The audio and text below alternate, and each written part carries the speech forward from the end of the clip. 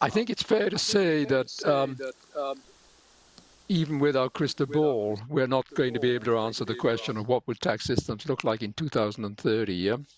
But the one thing that I'm confident we can answer, and that is that they're going to look very different from what they look today, yes? Why? Because as our economies evolve, as our social values evolve, as politicians evolve, so in fact the tax system adapts. So the one certainty we have, in fact, that by 2013, I'm convinced our tax systems will look very different from what they are today, yeah? And what we'll do is to spend the next 40 minutes to sort of take you through an overview of some of the drivers of tax reforms in the OECD countries and beyond, some of the new ideas that have been put on the table. And then at the end of the presentation, we'll focus in on Estonia. And I think the key challenge for Estonia is how do you maintain the competitiveness of your tax systems? There's a lot of challenges out there. And at the same time, how do you think about using your tax system to reduce some of the growing inequalities in the distribution of income and wealth in Estonia? And perhaps of most importance, how do you do all of that and at the same time maintain the revenues, perhaps even increase the revenues that government needs to invest in the future of Estonia, whether at the social level or the physical infrastructure level? So that's going to be the main focus of the presentation. We're very happy to be interrupted if you have questions. Unfortunately, our Estonian is pretty basic, so if you have a question, it's going to have to be in English, I'm afraid, yes? So with that brief introduction, I'm going to pass the floor to my colleague, Christina, who will take us to the presentation. I could just say one thing, and this is an advert for Vienna, yes? We bring together 90 researchers from 40 different countries, so we are the biggest grouping of international tax experts in the world, yes? And if you ever have a chance to visit us, we'd be very happy to entertain you in Vienna. Thank you very much. Over to you, Christina.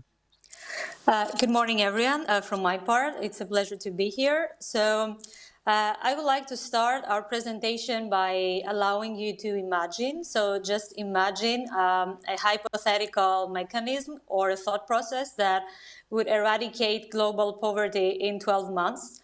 One that would lead to mitigation of inequality, protection of biodiversity, access to health care, everything being expedited via a democratic process and channels in a transparent way with the aid of new technologies, and of course something that will simultaneously require a change of mindset. So after we come from imagination to implementation, we see this beautiful chart of the UN Sustainable Development Goals that, apart from just illustrating what are the Sustainable Development Goals that we need to deliver by 2030, I think this charter is actually summarizing one thing that we need to focus on for our future tax reform, and this is focus on economic growth, but an economic growth that is inclusive, so it does not leave anyone behind, and an economic growth that is going to happen through taxes, because taxes is a key instrument that provides governments with a stable flow of funds, etc. But taxes that are not excessive. So this is a very tricky trade-off to be made. And that requires a lot of coordination between states at the national and subnational level. And we are going to discuss all these very difficult questions here, and of course the pathway and the drivers that precipitated these discussions. And we'd just like to give the floor back to Jeffrey to continue. Okay, if we move to the next slide, Christina. So really this slide tries to answer what are the future drivers of tax reform, and not so much within the tax system, but outside of the tax system. One is clearly the changing geopolitical environment, the tension that we see between the West, China, and Russia, yes? That is going to be an important factor in designing your tax systems. The rise of populism, yes?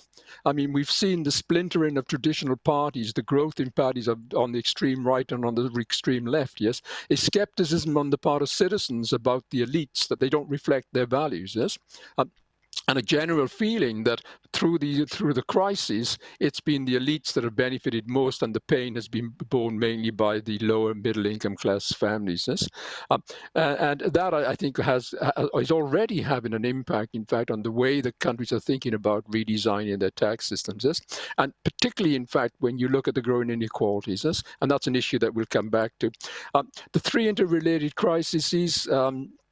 we had the 2007, 2008, started as a financial crisis, ended up by being an economic crisis. We had the COVID crisis, and then we had the response to the COVID crisis, which frankly has been quite successful in preventing a significant recession.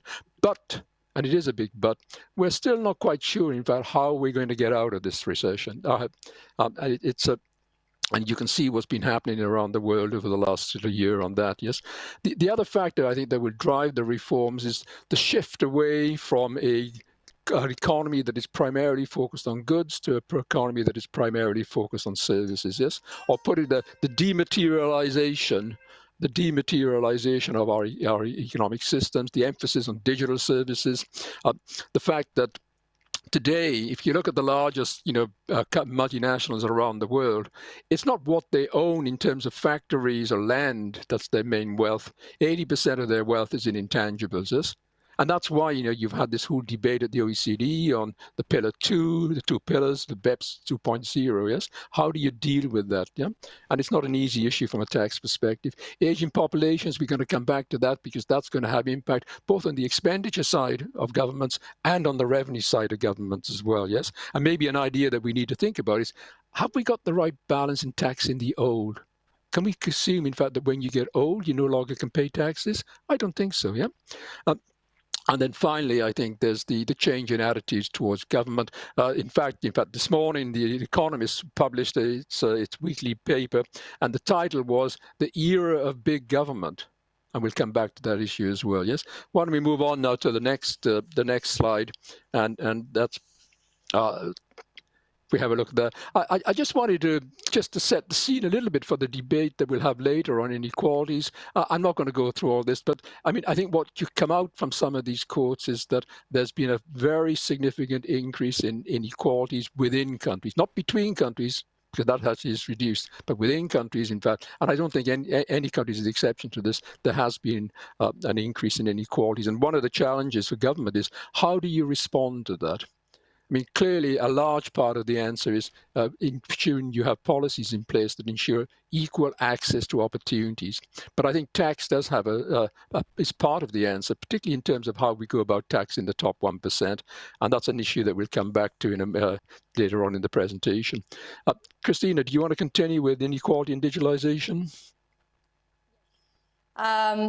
So automation, digitalization, and inequality, we wanted to put this in a dialectical relationship because, okay, we all know that automation affects the way we work and we live, and that is supposed to increase in the coming decades. Also, the pandemic certainly showed that it gave more reasons to employers to automate a lot of activities previously done by labor. But the logical assumption that we have been until now base our arguments was that automation, despite some dislocation of workers and other negative consequences, it's actually the price we pay for prosperity. So automation increases productivity, and so the rest of the consequences are supposed to kind of mitigate these issues. But recent evidence doesn't really support this interpretation because what actually automation does is that it does not really increase the total factor productivity growth as we were expecting, at least over the last 20 years. So businesses that are actually using automation technologies are not really doing better in terms of output or total factor productivity growth and employment growth.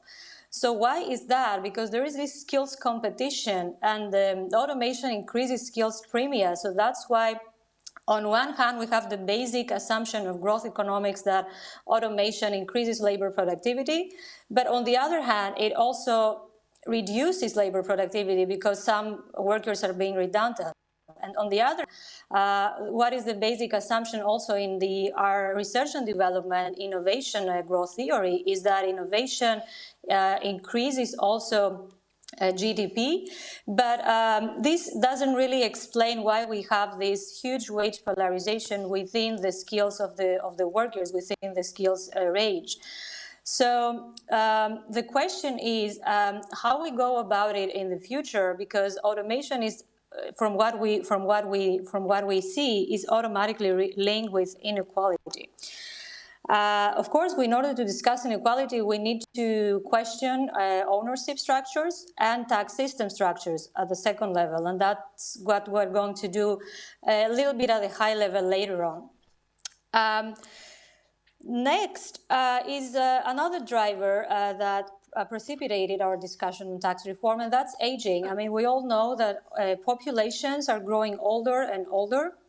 But why we put this in relation with digitalization and automation?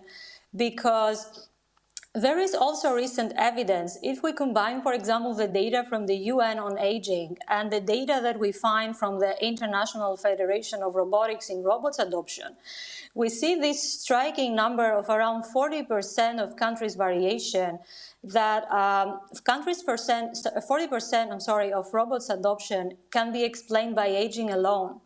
And why is that? Because older workers are more susceptible to automation because they fall in most countries in this range of low and middle skill range.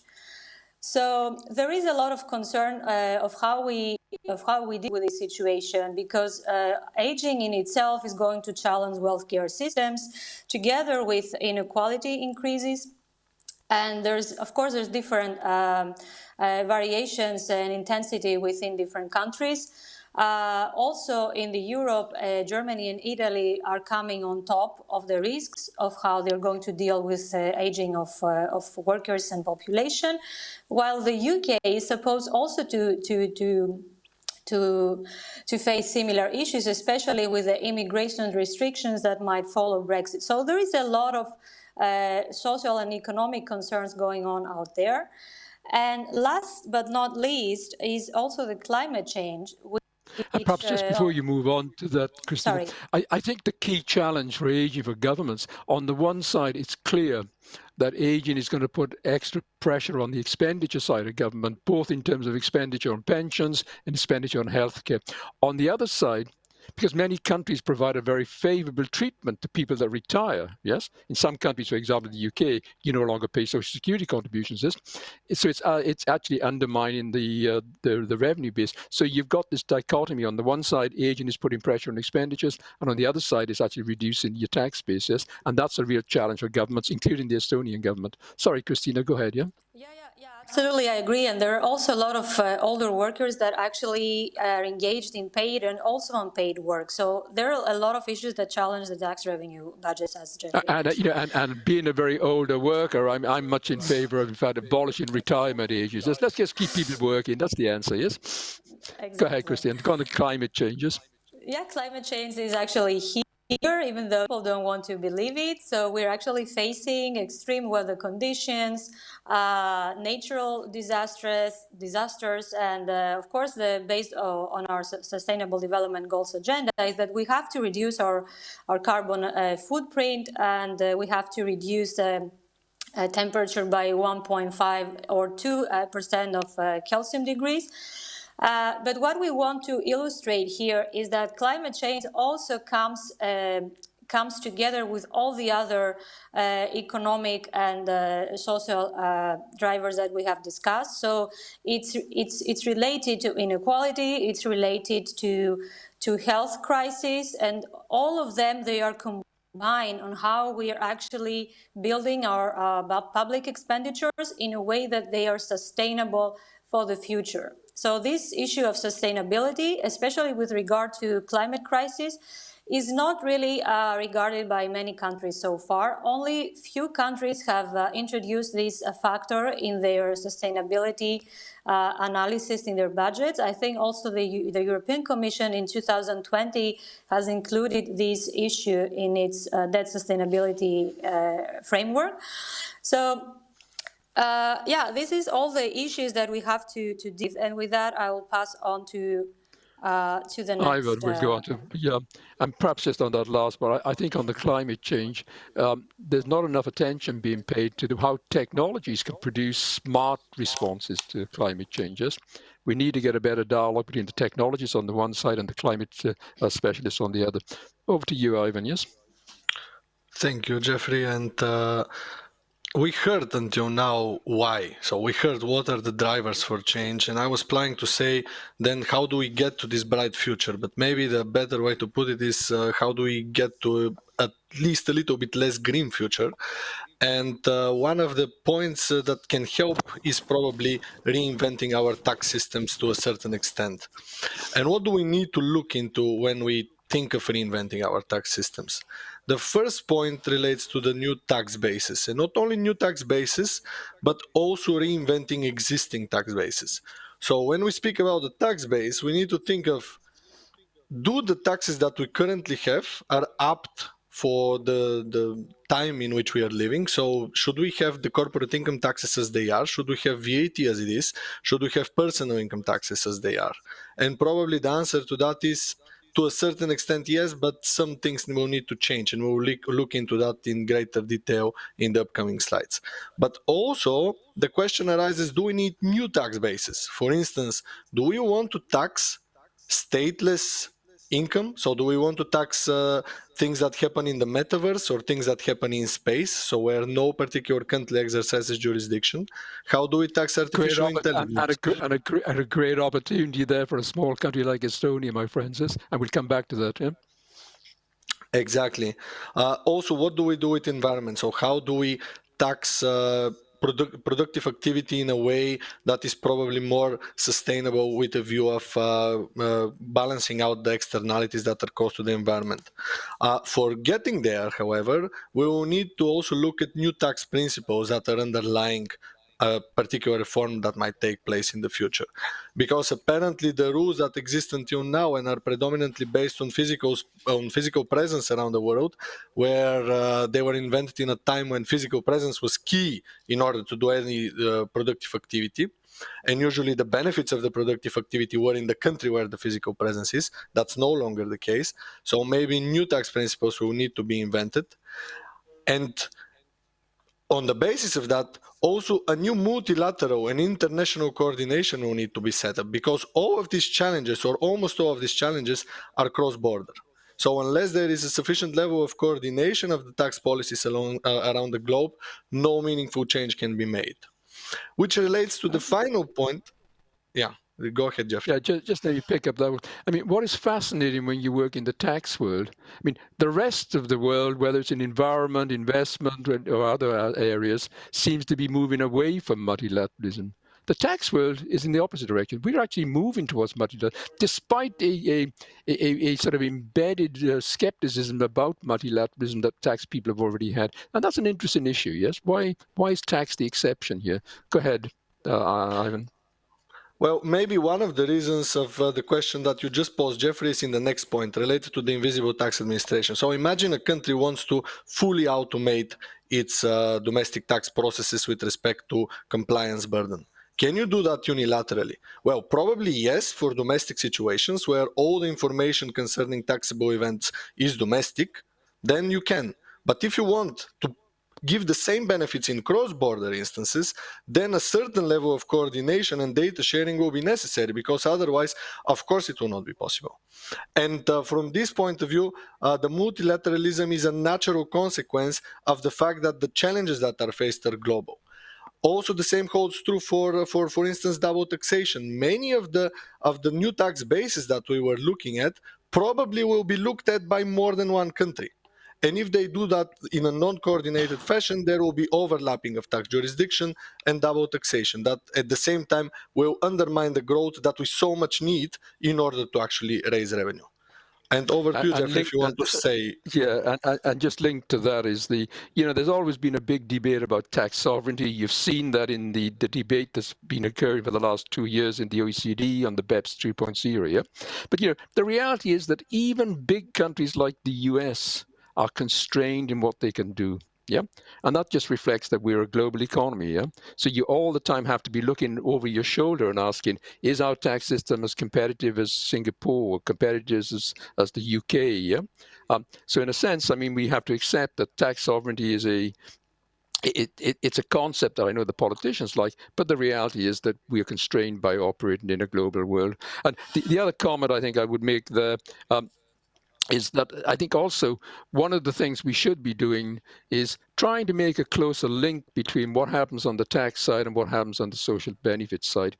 I mean, I'm always a big fan of Milton Friedman when he put forward this negative income tax proposal, which the US almost introduced, yeah, under President Reagan, yeah.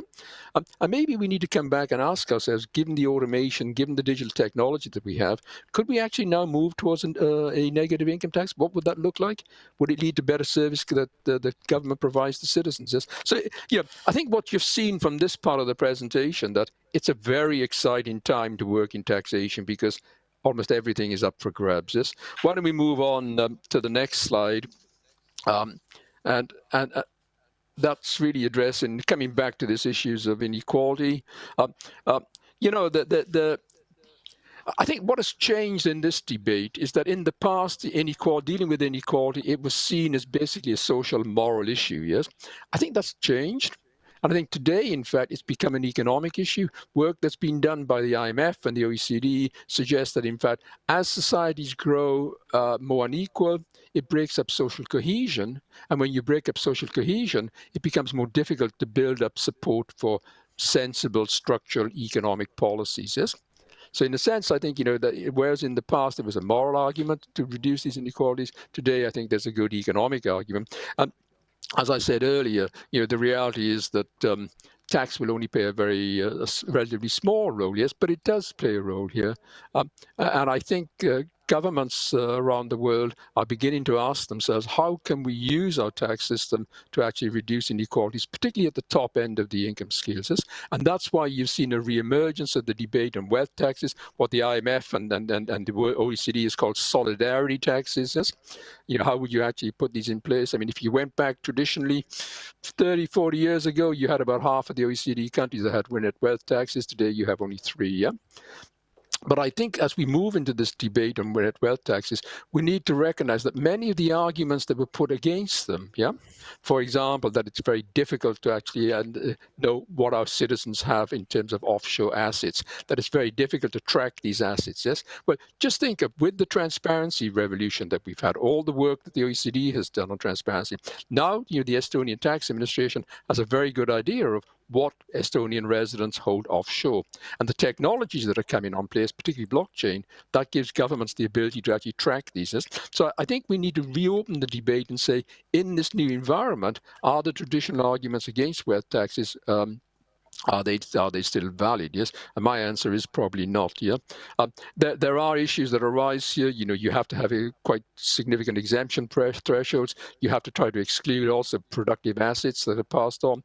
But I think, in fact, it's something worth looking at, and in particularly, not to just look at that particular tax, but to also look at the whole way we go about taxing capital. Yes, what's the link between a net wealth tax and inheritance taxes? What's the link between those two taxes and capital gains taxes? Yes, so we need to get a more coherent approach, which includes, and this is an issue I know that comes up in Estonia, of how do you go about taxing buildings and land? Yeah, because that, if I'm a rich person, one of the first things I do, I buy myself a large house. Yeah, so it's all linked, and I think it's really important for a small country like Estonia to take a comprehensive view of how do we go about taxing these physical assets. Yes, because physical assets still are pretty important at the level of households there.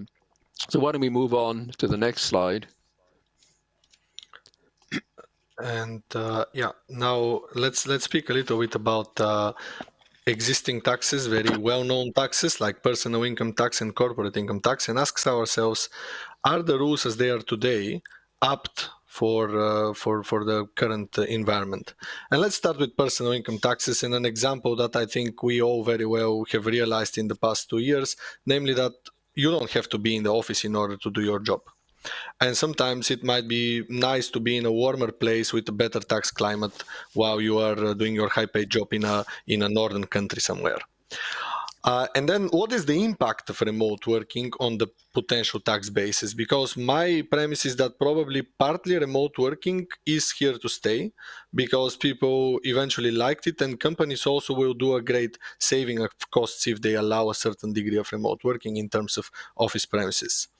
Under the existing international tax rules, because when we speak of remote working, we think of the international aspect. So when you work for a company in one country and you are a resident or you stay for a significant amount of time in another country, the existing Nexus rules in the existing environment are as follows. Basically, the rule of thumb is that taxation occurs where the employee is physically located performing their job, even if the benefits of the job are reaped somewhere else. So you work remotely on your laptop from a beach in a warm country. Usually the warm country will have taxing rights. And what this leads to? This leads to a lack of cohesion between the place where expenses are being deducted, so at the level of the company deducts a labor expense.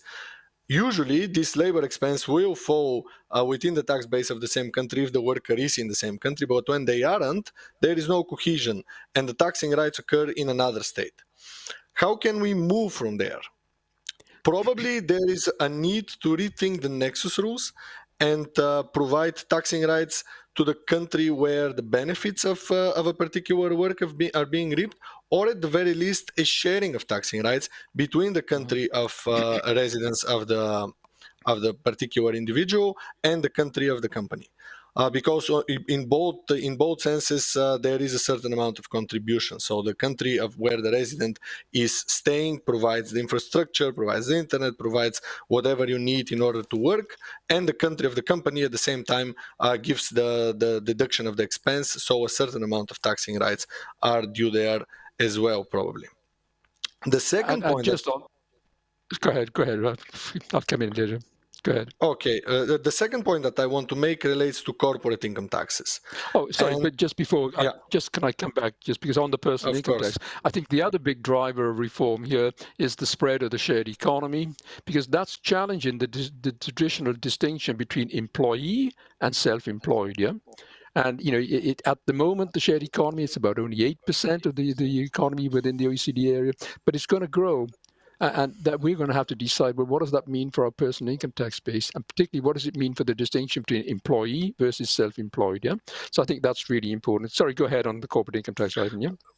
Actually, I now think of another point that we can make very briefly on the personal income tax, and that's namely for a situation like the European Union one, another challenge that exists today is the fact that it's very difficult to track where people physically are. Right, so there is no border control, there is no recording of movement across the border, and unless the particular person self-reports very rigorously, it's not at all difficult to create the impression that you are a tax resident in a very favorable member state with respect to personal income taxes. But So you're a bit behind the curve there, Ivan, because in fact there's a whole series of apps that actually enable you to do just that. Yeah, that's where technology comes in. But that's another issue. Yeah. yeah, and also the fact Corporate. that the tax administration should have access to all this information, which not Exactly. Yeah. always is the case. And moving to the corporate Corporate income income tax. tax, And whether it the can have access, I mean, legally, there is also a huge issue on that. I mean, we have seen recently from the Sorry, we French can't. Constitutional Court. Sorry, can you hear me? Yeah, now we can. Yeah. I'm sorry. No, I just wanted to add on this issue on tax administration tracking personal information of people locating in different places. I think this can be really an issue because what we have seen recently, also from the French Constitutional Court, they have actually tried to do that. At the first stage, that was ruled as something that is constitutional compared to the aim of the tax. But I think it really has to do with how it's implemented. So it really needs a lot of care from tax administrations of how they can do it, because there are a lot of personal data that are in place that are not only tax related. I think that's a very good point. The tax that people don't pay enough attention to. On the corporate income tax, let me just sort of say a few words on that. I mean, as I want to get on to the next part of the presentation. Yeah. I mean, the key question for me is, if the corporate income tax didn't exist, would we put it in place as it currently is designed? And the answer is no, because it's the most distorting tax. It's the most expensive tax to collect. It actually sucks in some of our most creative talent, in fact, in terms of tax planning. Yeah. So, and despite the fact that over the last 40 years, we've had something like 17 major reports, from the Carter Commission report 40 years ago to the Merlis report just 3 years ago, yes, all of them have said we need to change and not much has happened. Yeah, and to me, that's the debate I think that the OECD should have had before launching the BEPS. It's also the debate that the EU needs to have as well. Yeah, are our corporate tax systems fit for purpose? Yeah, and I'm not talking about the international aspects. I'm talking about the domestic aspects. So maybe that's an issue we can come back to. Why don't we move on to the VAT slide? Yeah, and there, it's interesting because in a sense, I mean, ask yourself, why was the VAT put in place in the mid-1950s? That's why. And I think there were three arguments in favor of the VAT at that time. One, that it actually produced a apparently foolproof way of ensuring compliance via the credit mechanisms, yes? So that was important. Secondly, that the VAT was able to cover services. And thirdly, that it would provide a more buoyant revenue base, yes? And what's interesting when you look at the debate in the EU, yeah, the EU for the last 4 decades, it's been the directive, sixth directive. It still is a temporary arrangement. Yeah, the definitive regime has not come about. Yeah, so maybe that provides an opportunity of asking within the EU, how do we want to redesign these taxes? Yes, and that's where automation comes in, particularly machine learning, artificial intelligence, blockchain. Yes, because I think in fact we could design these taxes, VAT, in such a way that you don't need the invoice, you don't need the audit. Yeah. It's almost like saying that perhaps we are moving, or we could move back to what I call a sales tax plus, yes? A sales tax that has all the advantages of the VAT, but none of the disadvantages. Yes? So I think there's a whole debate opening up here. I must say that I think the Commission is much more ambitious than the member states. The member states are just all the time pulling the Commission back, and that partly, particularly the member states that are the most advanced, like the Italians or the Spanish, who say, look, we've got our automated platforms in place for VAT. We really don't want the Commission coming in. That's short-sighted. Yeah. So I think there's a whole debate that could be opening up, in fact, on VAT, because it is a very important source of revenue. Within the OECD, it brings in about 20% of total revenues. That leads us, in fact, to another topic, which is very close to Christina's heart, of automation and robot taxes. She's been spending the last 3 years looking at robots. Yes. Over to you, Christina. Yeah, just as a continuation on what you just said on VAT, I would like to add that the recent digital economy that you just described and the sharing economy developments, they have actually challenged as well the VAT structure as it already is. So the legal definitions of the supplier, of the self-employer, etc. So the real question that we're actually addressing is whether our existing structures can actually be sustained in view of the economic and social developments, or we really need completely new taxes and new tax bases. In this rationale is actually the discussion around automation and robo-taxes, even though they have been started to emerge because of the workers' dislocation and substitution by machines. Now, with the development of artificial intelligence, we think that's a new era. So something has really radically changed to completely rethink our definitions of what is labor and what is capital. So I think this tax actually summarizes what we have already just said about wealth taxes, personal income taxes, and corporate income taxes. So if we want to summarize all these problems into one tax, we could really call it an automation tax, because it really touches upon all these issues, and that's why it has a lot of goals. So one goal is regulation, so regulate economic behavior toward technologically friendly labor relationships. Another is how to redistribute the technological gains to those that are not favored by the new economic model. Another is how to target the negative externalities of this situation, of automation. So it can really has a lot of goals. Of course, not all of them can be addressed with one tax. And if that tax would be like a robo tax or an automation tax, we really come again into another impasse, which is how do you define a robot? How do you define artificial intelligence? And in my view, even if we are able to define it in some way, or at least just frame it, then we really need to regard it in relation to labor as well, because that's the real thing that is really challenged. It's this relationship between labor and capital, and where actually robots or technologies stand. Do they stand in the middle? Is it something hybrid? It can be defined by one or the other. So this is a real answer that I think we need to make before actually discussing how this tax should be designed. And if it's to be designed, then we can really have a look on different tax bases. So Yeah. a very prominent, yeah, sorry. And I think that's the key challenge here is, I mean, our robots are automated, because, robots are basically just the embedment of our artificial intelligence and machine learning, yes? Are they complementary or are they competitive to labor, yeah? And that's an open debate, yeah? So it's an interesting one. I think we're going to move on. We're going to skip the next slide on environmental tax policies because I want to have enough time for questions. So maybe we move on to the digitalization of the tax process. Ivan, to you, yes? Yeah, we already mentioned with respect to digitalization that maybe to be part of the new forms of tax competition, which will relate to providing tax certainty, providing better service, providing better alleviation of double taxation in a cross-border setting. But how do we get there? So what's the role of technology? And looking at the role of technology, some of the new technologies that we are looking at, such as AI, big data, cloud computing, quantum computing, these are ways to operate our existing systems in a more efficient way, essentially more information processed more efficiently.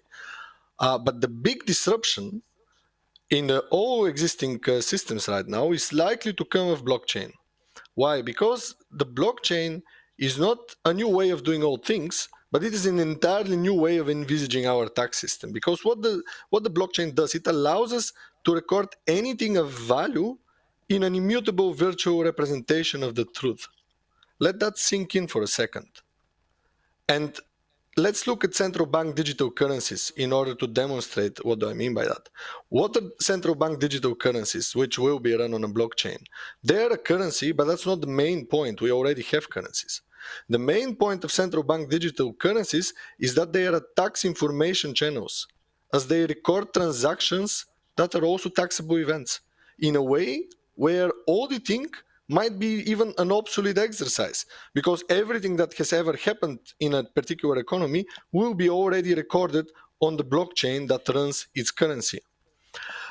And this leads to automatic tax assessment, better compliance, better certainty, and then how do we get to alleviating double taxation? And here is the question of interoperability. So where you have different countries operating different systems of blockchain in order to record the events on their territory, how these blockchains communicate with one another. And there are ways, like there are blockchain protocols that are looking exactly at that. The possibility to link blockchains that are run as separate platforms. So for instance, Chainlink is one example. So maybe we move to the next slide here, which relates... And perhaps just before moving on to the next slide, I think the key, I mean, what I see happening at the moment is a recognition that to get the full benefits of blockchain, it requires government coming in and setting the standards, yes? Because it's only government that can provide the governance framework, yeah? The private sector can't do that, yeah? And that's why we really need to start an intensive dialogue between government and business. Similarly, on cryptocurrencies. I mean, for tax people, you mentioned cryptocurrencies, and the first thing that comes in, these are the new form of tax havens, yes? We have to overcome that. And one way of overcoming it, in fact, is, again, for government to set in. And that's why you see now there's a competition going on, yeah? Between China, the US, the European Union, and the UK. Who are going to be the first to move in the direction of having a fully functioning central bank digital currency? The answer is the Chinese, because they're already doing it, yeah? We need to speed up that. And from a tax perspective, that would be quite an interesting development, yeah? It would change the way we assess taxes and change the way we collect taxes as well. If we move on then to the next space, yes, from cryptocurrencies to space, sounds like a nice transition. Go ahead, Ivan. Yep, short, please. And it's very similar, because just as cryptocurrencies, space by design, by legal design, was conceived to be stateless. That's its current status under international law. And that's okay when there is no significant economic activity in space, like it was when this standard was set. But this is changing. Right? This is changing.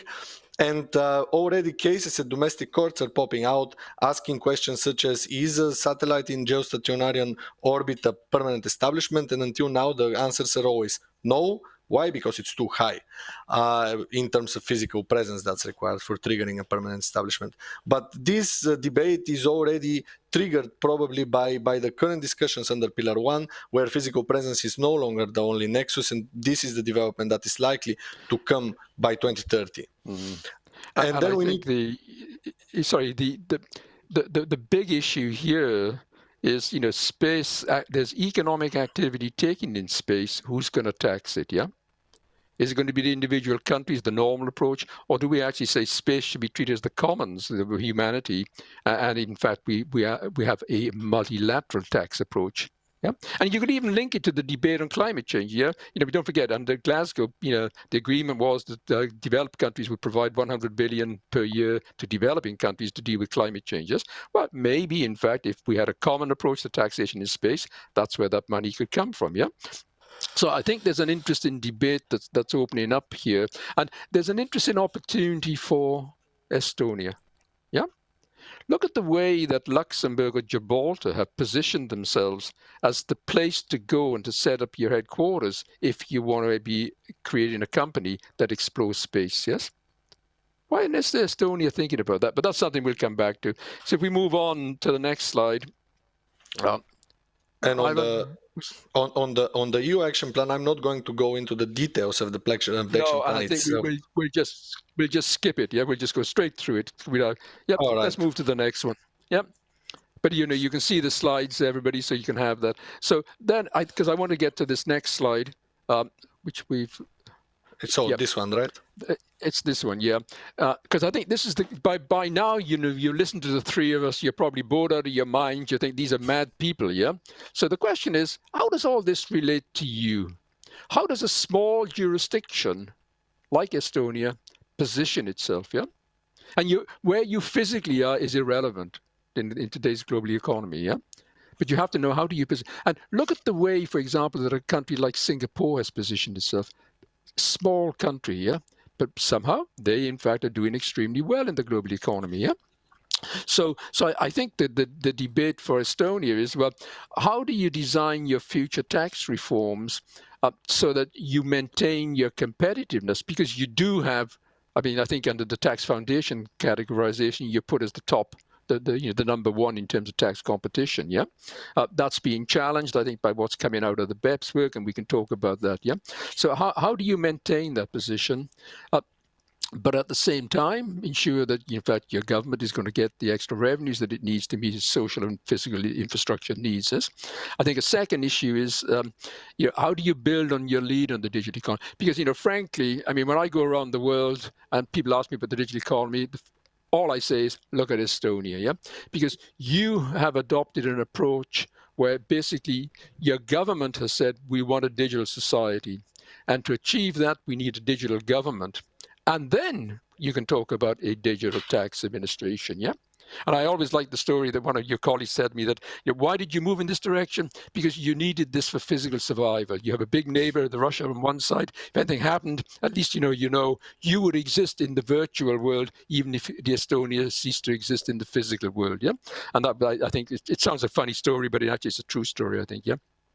So in a sense, a challenge for Estonia is how do you actually produce a competitive tax environment? Yes, and to me, the new norm for what would constitute a competitive tax environment, it's all about a competitive producing a tax environment which is predictable, which is consistent, which is fair, and which has effective dispute resolution mechanisms. Yes? And if you do that, you overcome many of the constraints that are on this slide.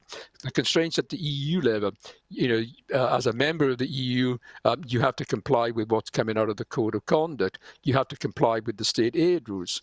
At the OECD level, you have to comply with the BEPS Section 5. You have to comply with the minimum taxes. You have to comply with Pillar 1 and Pillar 2. Yeah. At the level of the WTO, you have to comply with WTO subsidy rules.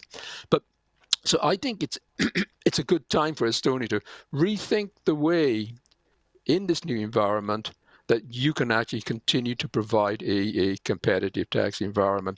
And in parallel to undertaking that type of reconsideration, I think it's also good to, and that's a plea, I think, whether for the OECD or the EU, to begin a more fundamental discussion on the way we've designed our corporate tax systems. Yes?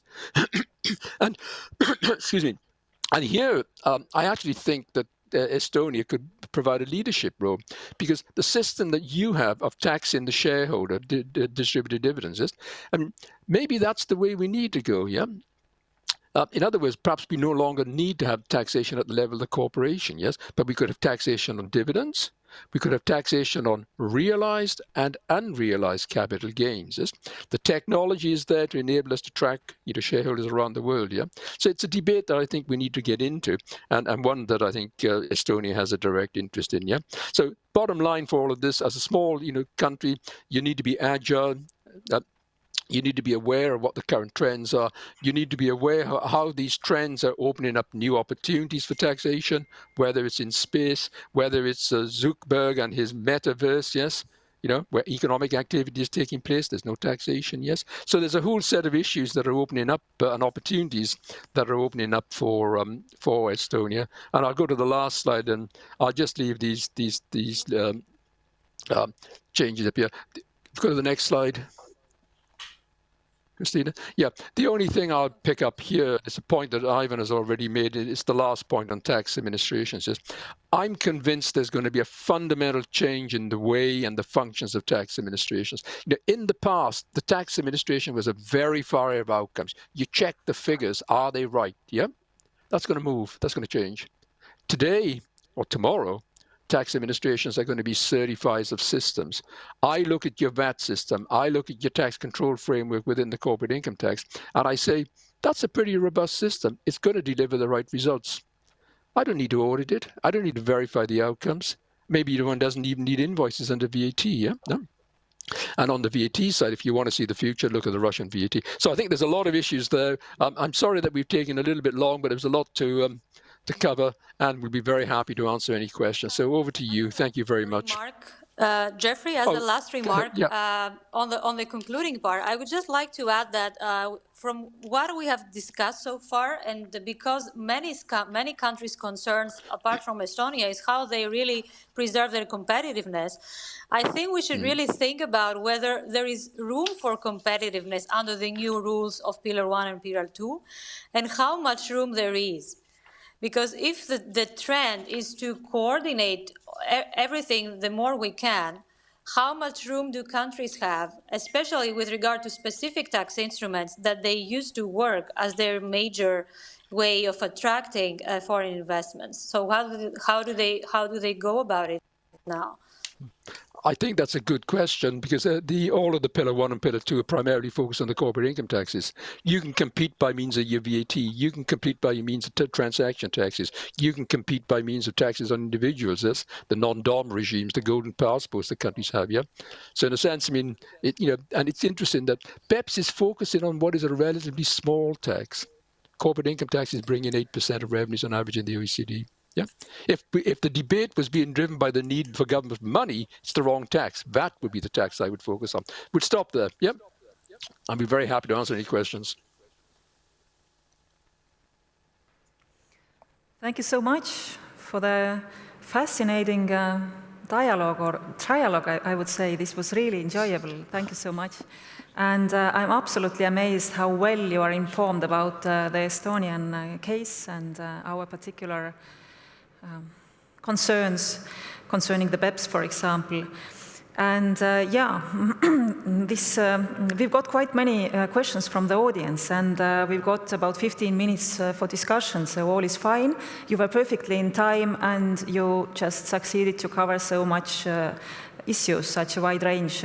Again, we are very, very pleased with that. Just to continue from how you just yourself came to the point that how much room there is in the future for a different or for a unique system, given that there are more and more international tax agreements.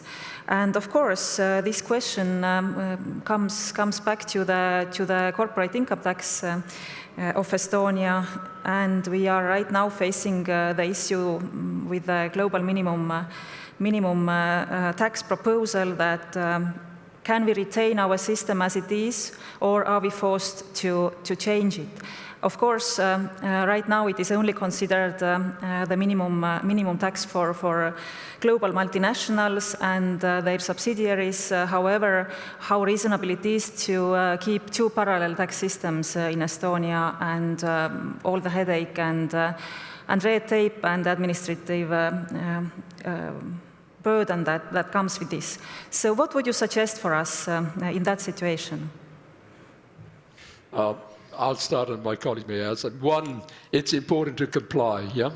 You've signed up to the agreement, so you must be seen as implementing the agreement, yes? But secondly, as you say, I mean, this is an agreement that is applicable to about 100 multinationals. It's really very large multinationals. And that may allow Estonia some leeway, yes? And I think I would suggest you may want to, there's a bit of an echo here, but I would suggest that you may want to look at the way that Ireland is dealing with that. In fact, where they would maintain their existing regime for domestic, and they would comply with international rules under the minimum taxes. The other point I would make is that there are a lot of carve-outs under the BEPS Pillar 1 and Pillar 2, but particularly Pillar 1, yeah? And I think examining very carefully, in fact, how those carve-outs would be implemented in Estonian context would be important. Yeah? I must say that, you know, I do disagree that the BEPS is a simplification. It's not that.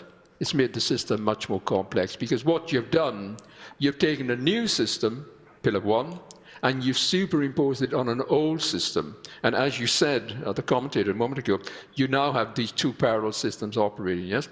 And, you know, and frankly, if you look at Pillar 1, there are not many principles that underlie it. It's a numbers game. That's why there was such a big debate on the quantum, what the percentages should be, yes? Well, if those percentages don't produce the right results, then we'll reopen the debate, yeah? So I'm not sure how stable this arrangement will be. Maybe we'll take the next question, yes?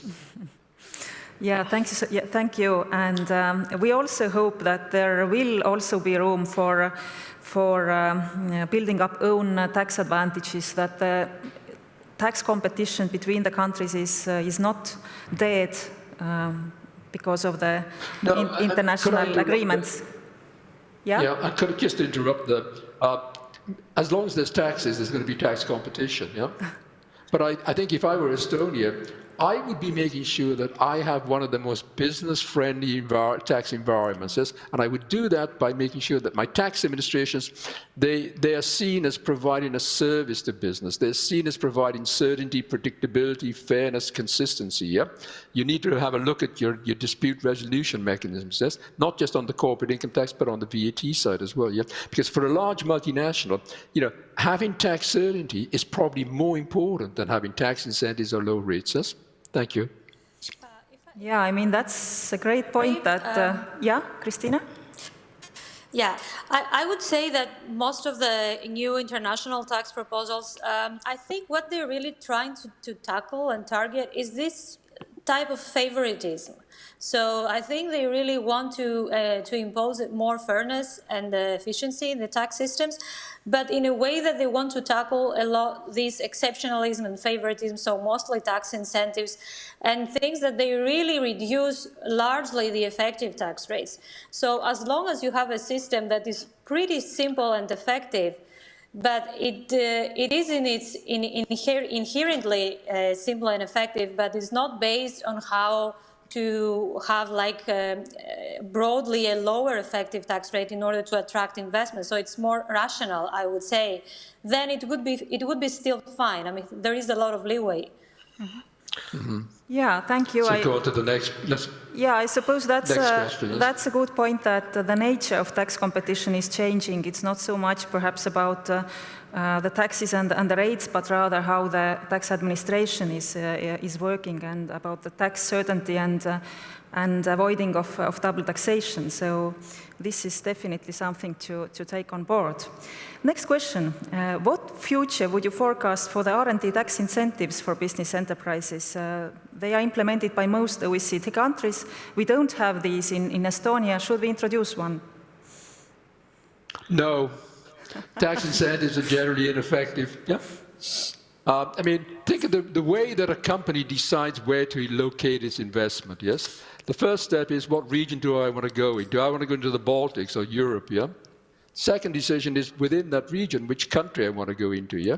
And you're frankly, up to that point, tax is hardly discussed, yes? You then, having decided you want to go in Estonia, what do you look at? You ask yourself, how do I structure my investment, yes? Permanent establishment, subsidiary, yeah? How do I finance it, externally, internally, from head office, yes? Because those two decisions determine how you can get your money out in terms of royalties, dividends, interest, in the most tax-effective way, yeah? So that's, and their tax is important, yes?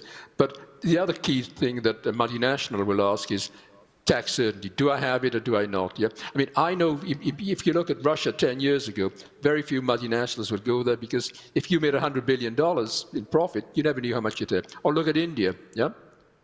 So I think it's, you know, I'm not, I mean, all the academic studies show that tax incentives are not that effective, yeah? Yeah, thank you. Very clear. Well, the next question, it is dealing with taxation of labor versus capital. With remote working now much more prevalent, and so the labor is becoming mobile as well. Previously, only capital was mobile. Do you think this will shift relative tax burden from labor to capital? Christina. Yeah. Well, I think it will. I'm not sure whether it should, because what we are really worried about here is progressivity and tax-based broadening, right? So if one base is relatively more burdened than the other, then we should realign the tax mix in a way that it's more fair. But how we do it is really difficult, because, for instance, if we want to promote labor productivity or labor employment, we can do that by subsidizing labor in different ways, while keeping capital taxes as they already are. However, how do we get the revenue that we want? This is another question. So instead of taxing capital, which is mobile and it's difficult to track, what else could be a solution? This, for example, I think relates to other tax bases that are the same somehow, like wealth taxes or real estate taxes. For example, automation has been also discussed under the reform of real estate, because it's the same rationale about the imputed benefits, imputed income, etc. So the question is, do the bases that we have are actually revenue productive? I think this requires a very big macroeconomic analysis, and if we find a way to balance the tax revenue losses, then there are a lot of ways to do it. Yeah, and I mean, also you have to be very careful, because within Europe, there's a significant tax burden on labor, yes? And you don't want to discourage people entering the labor market, or employees taking on new employees. Yes? So as Christina said, in a sense, I think you have to broaden that debate and ask, how do you get a balanced tax structure? And in particular, and I believe, in fact, that Estonia doesn't have taxes on buildings. Yes? But the great thing about taxing houses, you can't live in a virtual house. Yeah. You can't move the house down to Monaco. So it's a very stable source of taxes, and it can generate quite significant amount of revenue, and also it is not that difficult to actually to collect, particularly with new technologies, yes? And it reduces inequalities as well. So there's a lot going for that. And the other tax to look at if you're concerned about shifting the tax burden is, I think there is a potential that is not being exploited for the VAT, not to raise the rates, but to broaden the basis, and to reduce the tax gap, the VAT gap, yeah? And if you want to see how you do that, then you look at Russia. Russia had a VAT gap of plus 11%. Just by using automation, they reduced that to less than 1.5, yeah? No change in legislation, just better compliance using automation. Yeah. Next question, please. Yeah, thank you. I suppose our VAT gap is pretty low. We are one of the best performers in that sense in EU. But if you say that we should broaden the VAT tax base, could you bring some examples? What could be included? I think the first thing is to actually look at what percentage of consumption is actually taxed within the VAT. Yeah? The difficulty with the VAT, you normally only have one opportunity to get it right, and that's when you introduce the VAT. Because once you put the VAT in and you exclude certain sectors, whether it's food or children's clothing or newspapers, it's extremely hard to get the political support to extend it. Yeah. So I must admit I don't know enough about the VAT base in Estonia, but I think it's not an easy political decision. In fact, I started a debate on bringing things into the VAT base that are currently excluded. And yes, I do know, in fact, that Estonia is pretty good in the VAT gap. And I think the other EU countries could learn from Estonia, because one reason that you're good there is because of the way you're using technology. Yeah? Yeah, I mean, your knowledge about Estonia is amazingly wide already, so no need to apologize about it. And next question is about taxation of transportation. Given that electrification is eroding the fuel excise tax base, where should the tax base be shifted to? Ivan, do you want to try that one? I mean, of course, the first of the questions that arises is to what extent we should tax motor vehicles. And currently, most of the systems try to provide some incentives for electrified vehicles, and that will certainly probably change the more electrified vehicles appear. As far as I'm aware, in Estonia there is no vehicle tax, or at least that's what I've seen. Yeah, that's right. And, a solution to the problem is, of course, to expand the base to a tax that's very typical in most countries in Europe. Oh, yeah, and I think that raises this whole issue of Estonia needs to have a vision of where its tax system is going, yeah. And as part of that vision, you have to monitor new developments. I mean, if you think of the debate on electric cars, yes, it's been very much of is the technology there? Do we have enough charging stations? Yes, but for government, that gets significant revenues from excises, from VAT on cars, yes, and that provides significant incentives, tax incentives for electric cars. They have to ask ourselves, we're going to see a large part of our traditional tax base disappear. And so how do we actually now, in fact, ensure that the move towards electric cars actually maintains the tax base on that? Yeah? And I know in the transitional period, they want to provide subsidies to encourage people to move towards electric cars, but at one point, the government's going to ask, hey, where's our money, yeah? Mm-hmm. Yeah, absolutely. And the related question, yeah, Christina? And the last point, sorry, yeah. Well, it depends also if through the transport taxes you want to reduce the CO2 emissions only, because if that's the purpose and that's the externality you want to address, I think you should do it in a broader way. So not only for transport, but also for industries and their residences. So that way it would be effective, and it would not all reduce these distortions in one sector, but also continue the others in the other sectors. Mm-hmm. Yeah, absolutely. And the next question, I still take a few, perhaps 2 minutes to finalize the conversation. We have as much time as you want. Okay, great. Related to the last point, the question is, do green taxes need to be global? We know that the EU is doing a lot already to tax carbon, not only in energy, but trying to widen it to other sectors. As you, Christina, just mentioned that in other sectors, the CO2 should be taxed as well, but EU is already doing it.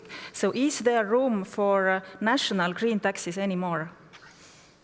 I think the ideal approach, in fact, to green taxes is global. I mean, in an ideal world, you would have a global CO2 tax that, and that overcomes many of the competitive issues. Because if you look at the current taxes that were within the EU, the CO2 taxes or the tradable permits, yes, the biggest polluting industries, whether it's steel, cement, are exempt. Yeah, why? Because countries are afraid, in fact, that would putting in the taxes on those sectors would undermine the competitiveness. Which is why you have this debate coming up now within the European Union on border tax adjustments. Not an easy thing to do. There's a lot of claims about extraterritoriality because it would apply, in fact, to countries outside of the OECD primarily. Yeah, but from an economic perspective, it makes sense. Mm-hmm. Yeah, and a last question. Estonia is very proud of being the first in the Tax Foundation Tax Competitiveness Index. We are there for 8th year already. Do you think that the criteria in this index remain the same in 10 and 15 years? That's a question I have no answer to, yes? I mean, I know I did quite a lot of work with the World Bank on their doing business indicators, and the tax component of that I actually thought was pretty, it's fundamentally flawed, yes? I mean, the most effective way you got to the top of the World Bank index was basically by being a tax haven, yes? I think the Tax Foundation index is much more sophisticated. I wouldn't surprise me if they do begin to review the criteria that they do use in the light of what's coming out of the OECD BEPS project at the moment. Well, and if I might say just one word, probably the future will also relate to not only to the competitiveness as we understand it today and what BEPS is trying to tackle, but also with respect to digitalization. And if we accept that the future is multilateral, which seems to be the trend, then, of course, the question of competitiveness will be also to what extent a particular country engages in the multilateral digital debate and sets the future agenda to a certain extent. And a small country like Estonia is actually positioned to do so also through its influence within the European Union and probably the leadership that the European Commission might want to have in that respect in the future. And in that respect, I mean, in Vienna, we're doing a lot of work, in fact, on this issue of digitalization, and particularly focusing on blockchain, because, I mean, personally, I think blockchain that's where the future of a lot of our tax systems are. But also looking at new areas of taxes, like the metaverse, the Zoomberg's proposal, and asking ourselves, how you would apply tax. But what comes out when you look at these issues, a multilateral approach is the best approach if you can get it, yeah? So very happy to have Estonia work with us in Vienna on some of these issues. And we can also provide much more information on the issues that we touched on, because I know we haven't been able to go into depth. Yes? Thank you so much. Reluctantly, I have to wrap up now. Our time is over, but it was an enlightening discussion. And as Estonia is facing a tax debate before next elections, the work that you are doing and the presentation and like today's and the discussion we just had can help us a lot to build an informed foundation for this tax debate. Wish you all the best with your work and hope to stay in contact. Thank you so much. Have a great day. Thank you very much. We look forward to having the opportunity to come into Tallinn and having a physical conference with you. Yes? You are welcome. Thank you then. Take care. Thanks again. Take care. Have a great day. Bye. Bye-bye.